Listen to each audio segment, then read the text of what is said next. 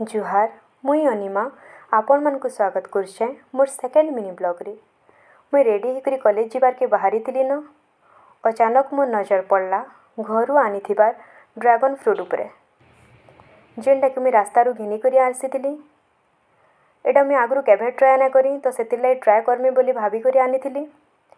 देखि पारथुबे एटा के काटली न केनता तार स्ट्रक्चर पूरा जेली लेखेन, तार स्किनटा इजिली रिमूव हो जाऊे, आपन को बेसी परिश्रम भी करबार ना लगे। तो खाबार के केनता लगुचे चलून देखमा। बेसी मते भल लगला इतार कलरटा, जेनटा कि स्लाइट पिंक है।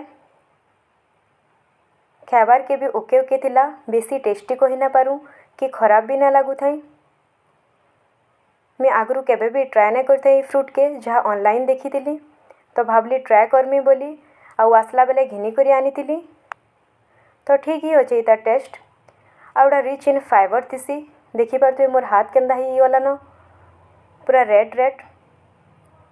तो ठीक मुझा खाऊला बेल के अचानक किसी गोटे साउंड है, मैं बाहर के बाहरी करी देखला दुईटा पिला ताकर पेटर लगी काଣା ना करुले, सबू तो ये पेटर लगी नाट। तो ठीक अच्छे फिर भेट पड़मा नेक्स्ट ब्लॉग रे। सेते बेल तक निजर ध्यान रखुन।